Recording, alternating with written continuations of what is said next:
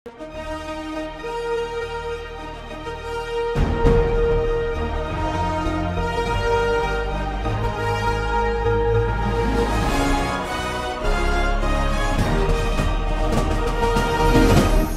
பார்த்து கொண்டிருப்பது உங்கள் ஜாஷ்வா டிவி. சகல ஜனங்களுக்கும் நற்செய்தி.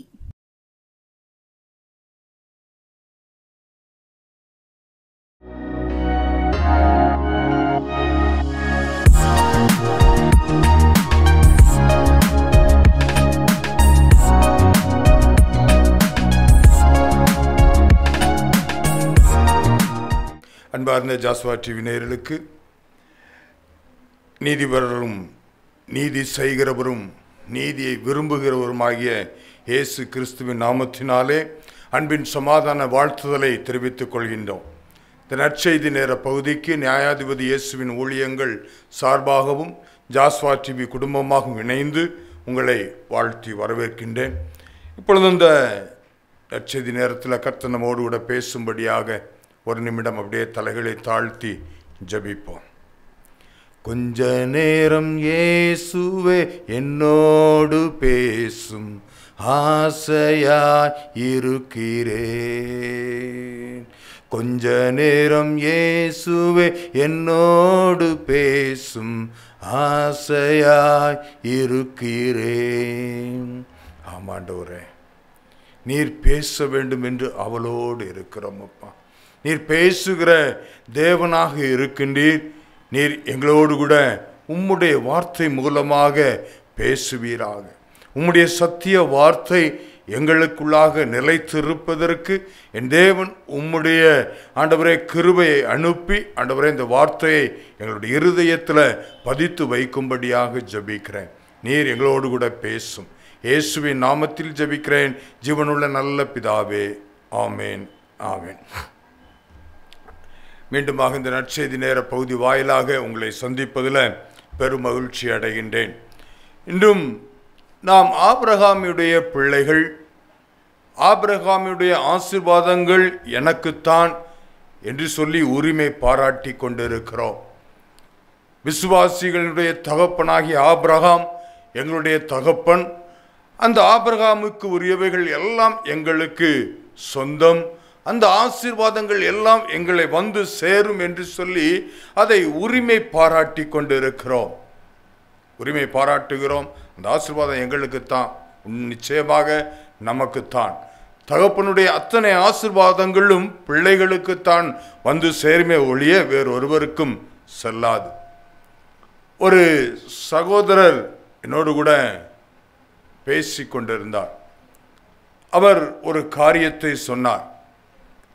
அவருடைய சிநேகிதர் ஒருவர் தன்னுடைய மகன் ஏதோ ஒரு சின்ன காரியத்தில் அவரை அசிங்கமாக பேசிவிட்டார். அவருக்கு கீழ்ப்படியவில்லை, சொன்னதை கேட்கல.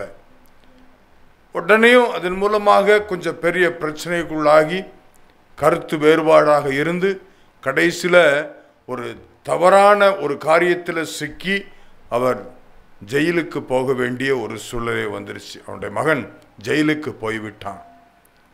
ஜெயிலுக்கு போய்விட்டு கொஞ்ச நாள் கழித்து திரும்பி வரும் பொழுது அந்த சகோதரத்தில் வந்து அப்பா அப்படின்னு சொன்ன உடனேயும் அந்த தகப்பனார் அந்த மகனிடத்தில் சொன்ன வார்த்தை, நீ எனக்கு மகன் அல்ல, நீ ஒரு கொலைகாரன், நீ ஒரு திருடுகிறவன், நீ கொலை பாதகனாக இருக்கிறாய், ஒரு ஜீவனை எடுத்தவன் நீயாக இருக்கிறாய், நீ எனக்கு மகன் அல்ல, நீ ஒரு கொலைகாரன், வீட்டை விட்டு வெளியே போய் என்று சொல்லி அவரை துரத்தி விட்டாராம். இந்த சகோதரர் அவருக்காக போய் அவற்றை சமாதானத்தோடு பேசி ஜெபித்து விட்டு வந்திருக்கிறோம். என்னதான் தவறு செய்தாலும் உங்கள் பிள்ளைகள்னு சொல்லி.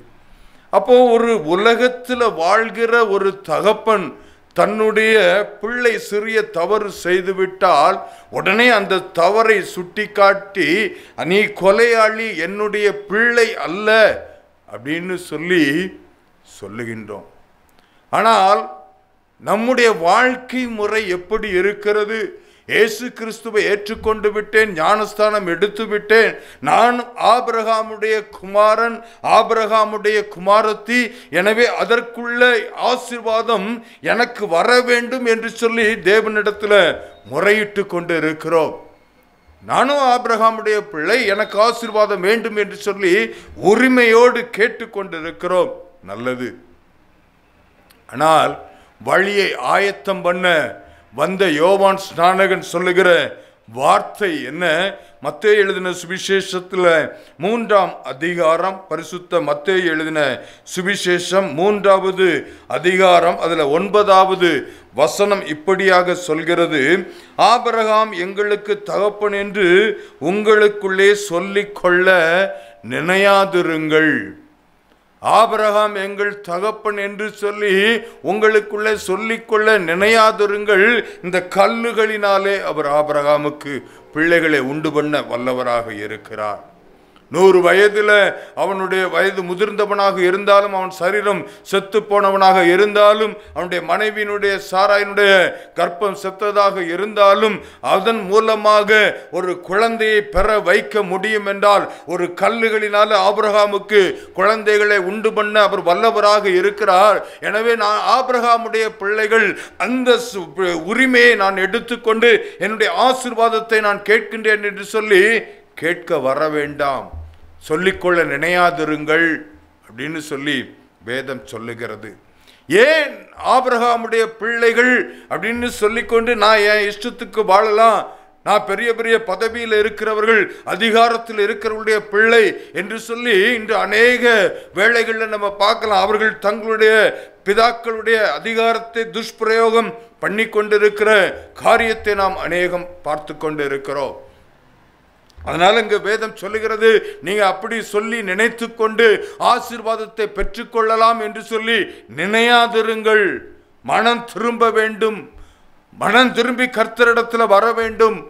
நான் ஆபிரகாமுடைய பிள்ளைதான், நான் என்னுடைய வாழ்க்கை எப்படி இருந்தாலும் பரவாயில்லை, இயேசுவினுடைய ரத்தத்தால் நான் கழுவப்பட்டு விட்டேன், ஞானஸ்தானம் எடுத்து விட்டேன், நீதிமானாக மாறிவிட்டேன், நான் அவருடைய பிள்ளை, எனவே எல்லா சுதந்திரமும் எனக்குத்தான், உங்களுக்குத்தான். ஆனால் அவருடைய பிள்ளையாக சொல்லிக்கொள்ள நினைக்கக்கூடாது, அவருடைய பிள்ளையாக வாழ்ந்து காண்பிக்க வேண்டும். ஆபிரகாமுடைய பிள்ளையாக வாழ்ந்து காண்பிக்க வேண்டும். ஏன் இங்கு மனம் திரும்பும்படியாக சொன்ன யோவான் ஸ்நானகன் ஆபிரகாமுடைய பிள்ளை என்று சொல்லிக் கொள்ளாதிருங்கள் என்று சொல்லுகிறான். அப்ப ஏதோ ஒரு விஷயத்துல நமக்குள்ளாக ஒரு குறைபாடு இருக்கிறது. அந்த ஆபிரகாமுடைய ஆசீர்வாதம் நமக்கு வராமல் இருப்பதற்கு காரணம் ஏதோ ஒரு காரியங்கள் நம்மிடத்துல இருக்கு. அதுல மனம் திரும்ப வேண்டிய அவசியம் இருக்கிறபடினால யோவான் ஸ்நானகன் சொல்றான், ஆபிரகாமுடைய பிள்ளைகள் என்று சொல்லி உங்களுக்குள்ள சொல்லிக்கொள்ள நினையாதிருங்கள், மனம் திரும்புங்கள், இயேசுவினிடத்தில் வாருங்கள் என்று சொல்லி அவன் வழி ஆயத்தம் பண்ண வந்தவன் சொல்லுகிறான். அப்ப நம்ம ஆபிரகாமுடைய பிள்ளைகளாக இருந்தும் அதை சுதந்திரிக்க முடியாதபடி, நாம் அவருடைய பிள்ளை என்று சொல்லிக்கொள்ள முடியாதபடிக்கு இருக்கிற காரணங்கள் என்ன என்று சொல்லி ஒரு சில காரியங்களை நம்ம பார்க்க போகிறோம். இயேசு ஊமைகளாக பல காரியங்களை நமக்கு சொல்லி வைத்து விட்டு போயிருக்கிறார். ஊமைகளாக நிறைய காரியங்கள் சொல்லப்பட்டிருக்கிறது. அதுல ஒரு ஊமையில இயேசு சொல்லும் பொழுது சொல்லுகிறார், லூக்கா எழுதின சுவிசேஷம் 15வது அதிகாரத்துல 100 ஆடுகள் இருந்தது. ஒரு மேய்ப்பனுக்கு 100 ஆடுகள் இருந்து அதுல ஒரு ஆடு காணாமல் போய்விட்டது. ஒரு ஆடு காணாமல் போய்விட்டது. அதை அவன் தேடி அலைந்து அதை கண்டுபிடித்து எடுத்து தன் தோள் மேல சுமந்து கொண்டு தன்னுடைய சிநேகிதரோடு வந்து மன மகிழ்ச்சியாக இருப்பதை பார்க்க முடிகிறது. காணாமல் போன என்னுடைய ஆடு கிடைத்து விட்டது அப்படின்னு சொல்லி அவன் சந்தோஷப்படுகிறான். இது ஒரு ஓமையாக இயேசு சொல்லி இருக்கிறார். இந்த ஓமையினால உள்ள காரியங்கள் என்ன? ஒரு ஆடு காணாமல் போய்விட்டது. அந்த மந்தையில தான் இருந்து கொண்டிருக்கிற ஒரு ஆடு, 100 ஆடுகளோடு கூட அதுவும் இணைந்து போன ஒரு ஆடுதான். ஆனால் அது மாத்திரம் வழி தவறி விட்டது. அது மாத்திரம் வேறு எங்கேயோ சென்று விட்டது. ஏன் 99 ஆடுகள் சென்று கொண்டு இருக்கும் பொழுது அந்த ஒரு ஆடு மாத்திரம் ஏன் போகுது? ஏன்னா மற்ற ஆடுகள் மேய்ப்பன் முன்னே சென்று கொண்டு இருக்கிறான், அந்த மேய்ப்பனை மாத்திரம் நோக்கி பார்த்து கொண்டு இருக்கிறது. அவர்களுடைய கண்கள் அவனை மாத்திரம் மேய்ப்பனை பார்க்கிறது. மேய்ப்பன் எந்த வழியில சென்று கொண்டு இருக்கிறான், நான் அந்த வழியில செல்ல வேண்டும் என்று சொல்லி அதே நோக்கோடு 99 ஆடுகள் சென்று கொண்டு இருக்கிறது. அவனுடைய சத்தத்திற்கும் செவி கொடுத்து கொண்டு செல்கிறது. ஆனா இந்த ஒரு ஆடு மாத்திரம் பார்வையை விலக்குகிறது, பக்கத்துல பார்க்கிறது. ஏன் இந்த இடத்துல செழிப்பாக இருக்கிறதே, அந்த இடத்துல எனக்கு புல் நல்லாக வளர்ந்திருப்பது தெரிகிறதே, மேய்ப்பன் இந்த வழியில கொண்டு செல்லாமல் என்னை வேறு வழியில கொண்டு சென்று கொண்டு இருக்கிறாரே, இந்த பகுதியில் எங்கேயுமே செழிப்பை காணவில்லையே, எங்கேயுமே எனக்கேற்ற ஆகாரம் இல்லையே, எனக்கேற்ற புல் இல்லையே, இந்த இடத்துல ஏன் மேய்ப்பன் நடத்தி கொண்டு செல்கின்றார்? மேய்ப்பன் கூட போனோம் அப்படின்னா நம்ம பசியில தான் தவித்து கொண்டு இருப்போம், பசியால துடித்து கொண்டு இருப்போம். மேய்ப்பனுக்கு பின்பாக செல்வதை விட்டுவிட்டு நாம் இந்த இடத்திற்கு நேராக சென்றால் இதோ பக்கத்துல தான் இருக்கு, அங்க போய் நான் என்னுடைய மேய்ச்சல் முழுவதுமாக இருக்கும் அப்படின்னு சொல்லி அது தன்னுடைய பார்வையை மேய்ப்பனை விட்டு விலக்கியது நிமித்தமாக அது தன் இஷ்டத்திற்கு வழி விலகுவதற்கு அது காரணமாக இருந்தது. அது காரணமாக இருந்தது நிமித்தமாக அங்கு போனது. மேய்ப்பனுக்கு தெரியும் அந்த இடத்துல புல் இருக்கு, அந்த இடத்துல நல்ல மேய்ச்சல் கிடைக்கும், என் ஆடுகள் திருப்தியாக சாப்பிடுவதற்கு ஆகாரம் அங்கு உண்டு. ஆனால் அந்த இடம் ஒரு பாதுகாப்பற்ற இடம். அந்த இடத்துல நிறைய முட்புதர்கள் உண்டு, அதுல சிக்கிக் கொள்ளலாம், அல்லது அநேக சத்துருக்கள், நிறைய சிங்கங்கள் இருக்கலாம், புலி, கரடிகள், ஓநாய்கள், இப்படி பல தரப்பட்ட துஷ்ட மிருகங்கள் அங்கு இருக்கலாம். அந்த மிருகங்கள் என்னுடைய மந்தையை கெடுத்துவிடும் என்று சொல்லி அதிலிருந்து விலக்கி பாதுகாப்பதற்காகத்தான் மந்தையை வேறு இடத்துக்கு ஓட்டி செல்கின்றான், பாதுகாப்பான இடத்திற்கு ஓட்டி செல்கின்றான். ஆனா இந்த ஆடு தன்னுடைய கண்களின் பார்வையில தெரிந்த அளவிற்கு மாத்திரம் அது ஓடியது நிமித்தமாக வழி தவறிற்று. நாமும் இதே போலதான் இயேசு சொல்லுகிற வழியில நம்ம செல்லாமல் நம்முடைய பார்வையை இயேசுவை விட்டு விலக்கி வேறு பக்கமாக திருப்பி கொண்டிருக்கிறோம். ஆபிரகாமும் லோத்தும் ஒன்றாக இணைந்துதான் வருகின்றார்கள். ஆபிரகாமுடைய மேய்ப்பருக்கும் லோத்துவினுடைய மேய்ப்பருக்கும் வாக்குவாதம் வருகிறது. ஆபிரகாம் சொல்றான் லோத்துவின் இடத்துல, நீ வலப்பக்கம் போனா நான் இடப்பக்கம் போகிறேன், நீ முதலாவது தெரிந்து கொள், நீ எந்த இடத்துல இருக்க போகிறியோ, நீ எந்த இடத்துல வாழ தெரிந்து கொள்ள போகிறாயோ அந்த இடத்தை நீ தெரிந்து கொள், நான் உனக்கு அதை விட்டு நான் வேறு பக்கமாக செல்கிறேன் என்று சொன்ன உடனேயும் லோத்து கண்களை ஏறெடுத்து பார்த்து எகிப்தின் செழிப்பை போலவும் ஏதேன் கர்த்தருடைய தோட்டத்தை போலவும் செழிப்பாக இருக்குன்னு சொல்லி அவன் போய் தங்குகிறான். சோதம் கோமரா பட்டணத்திற்காக அருகில இருக்கிறான். அவன் அந்த இடத்தை தெரிந்து கொண்டான், இது என் வாழ்விற்கு இன்பமாக இருக்கும், இந்த இடத்துல நான் போய் நல்ல வேளை எனக்கு முதல் சான்ஸ் கிடைச்சிருச்சு, நான் நல்லா தேர்ந்தெடுத்துக்கிறேன்னு சொல்லி அவன் கண்கள் பார்த்து அதன் மூலமாக அவன் தெரிந்து கொண்டான். அந்த பட்டணம் பாவத்தினால நிறையப்பட்டிருந்த ஒரு பட்டணமாக இருந்தது. இவனுக்கு பார்வைக்கு அது செழிப்பாக இருந்தது. ஆனால் அந்த செழிப்புக்குள்ளாக இருந்த ஆபத்தை அவன் உணர்ந்து கொள்ளவில்லை. அங்கு பாவமான மனிதர்கள் இருப்பதை உணர்ந்து கொள்ளவில்லை. அந்த பாவம் நிறைந்த சோதம் கோமரா பட்டணத்தை கர்த்தர் வானத்திலிருந்து அக்கினி வரவழைத்து, கந்தகத்தை வரவழைத்து அந்த பட்டணத்தை அழித்து போட்டார். இவன் மாத்திரம் காப்பாற்றப்பட்டான். ஆனாலும் அவனுடைய வாழ்க்கை மீண்டுமாக பரிதாபத்திற்குள்ளாகத்தான் சென்றதே தவிர வாழ்க்கை செழிப்பாக இருக்கவில்லை. காணாமல் போன ஆடுகளைப் போல நாமும் இப்படித்தான், எனக்கு எது இடம் நல்லா இருக்குன்னு சொல்லி கர்த்தரிடத்துல கேட்காம, இயேசுவினிடத்துல கேட்காம நம்ம போகிறது நிமித்தமாக நம்முடைய வாழ்க்கை பாழாய் போய்கொண்டு இருக்கிறது. நம்ம மேய்ப்பனோடு கூட இணைந்து செல்லவில்லை. இயேசு சொல்ற நானே நல்ல மேய்ப்பன், அந்த மேய்ப்பனோடு கூட இசைந்து செல்லாதது நிமித்தமாக நம்முடைய வாழ்க்கை திருப்பப்பட்டு இருக்கிறது. இன்று அதைத்தான் யோவான் சாண்டகன் சொல்றான், நீ கண்களின் இச்சையினால இருந்து கொண்டு இருக்கிறாய், அந்த கண்களின் இச்சையில நீ போய்கொண்டு இருப்பதனால நீ அதிலிருந்து மனம் திரும்ப வேண்டும். நான் ஆபிரகாமுடைய பிள்ளை, இயேசுவின் ரத்தத்தால் கழுவப்பட்டு இருக்கிறேன், நீதிமானாக மாற்றப்பட்டு இருக்கிறேன் என்று சொல்லி வஞ்சிக்கப்பட்டு போக வேண்டாம் என்று சொல்லி கர்த்தர் இன்று நம்மோடு கூட இடைபடுகிறார். இரண்டாவது ஒரு ஓமையை சொல்லுகிறார்.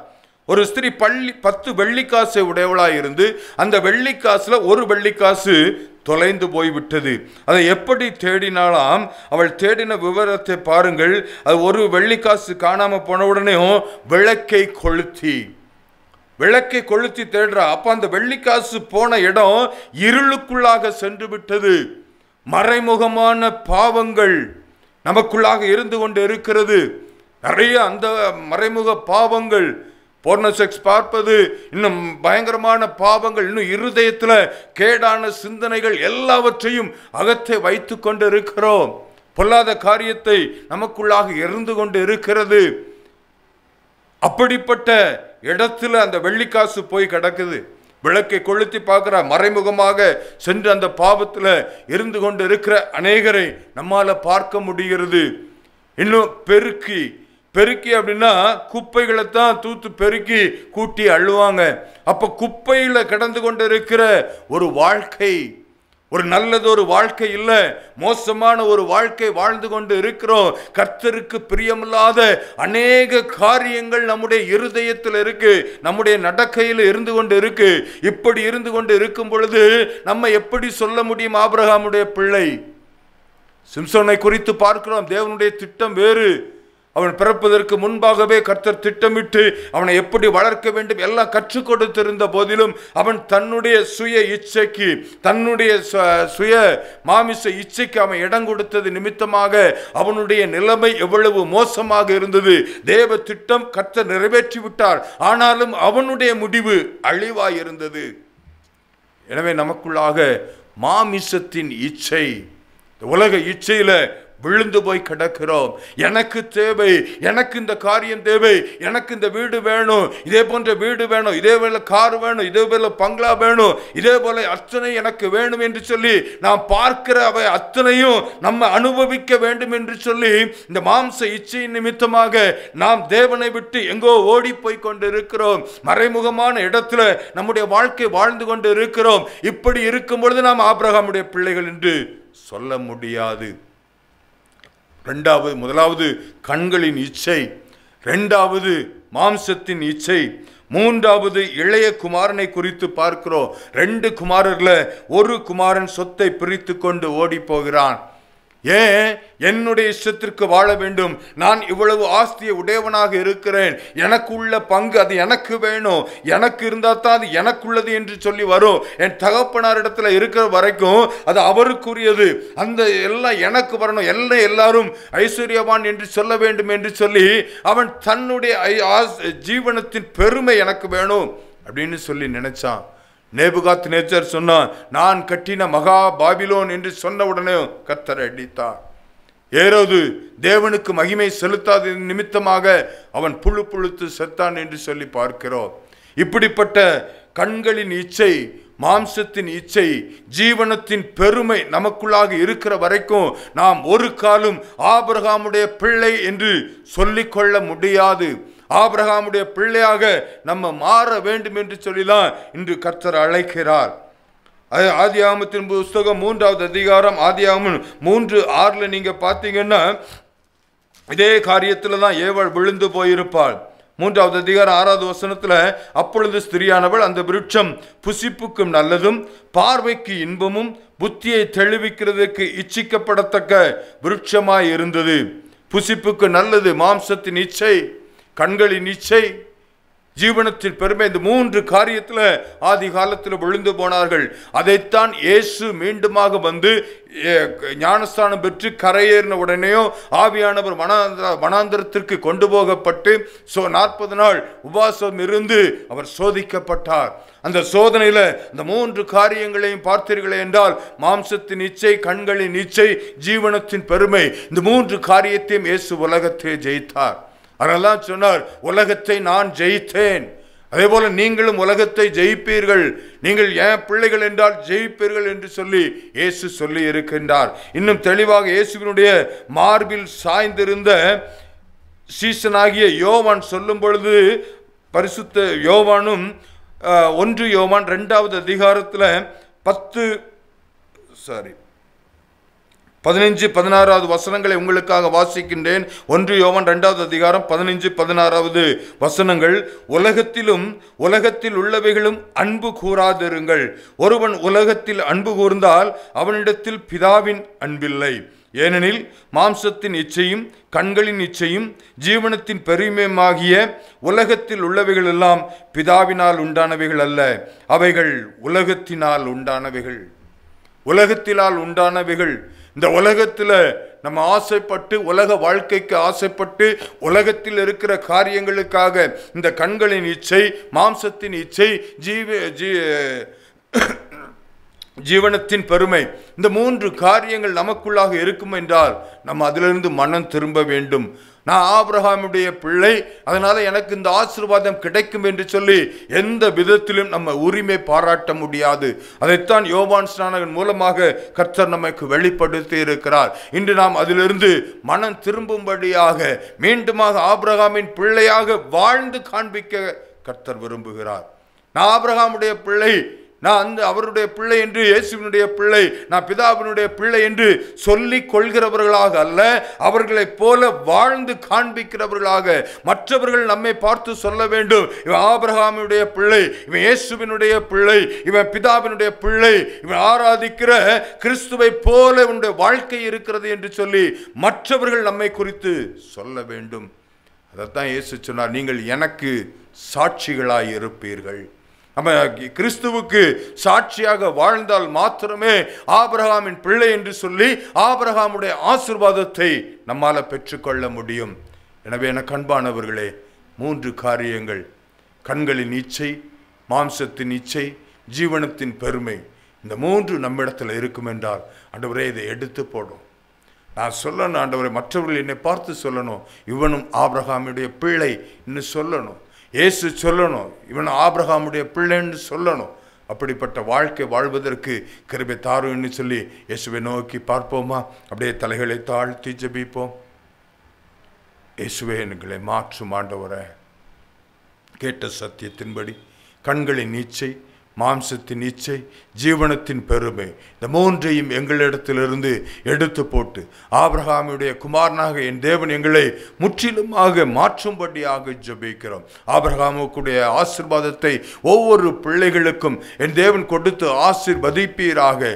தகப்பனே, நாங்கள் தைரியத்தோடு, முழு நிச்சயத்தோடு நானும் ஆபிரகாமுடைய பிள்ளை அப்படின்னு சொல்லத்தக்கதாக 3 காரியங்களையும் எடுத்து போட்டுவிட்டு உம்மை மாத்திரம் நோக்கி பார்க்கிறவர்களாக, மேய்ப்பனான இயேசுவை மாத்திரம் நோக்கி பார்க்கிறவர்களாக, இயேசுவினுடைய வார்த்தைகளின்படி, அவருடைய போதனைகளின்படி அப்படியே கை கொண்டு நடக்கிறவர்களாக ஒவ்வொருவரையும் மாற்றி ஆசீர்வாதத்தினால நிரப்புவீராக. மீட்பர் இயேசுவின் மூலம் ஜெபிக்கிறேன் ஜீவனுள்ள நல்ல பிதாவே.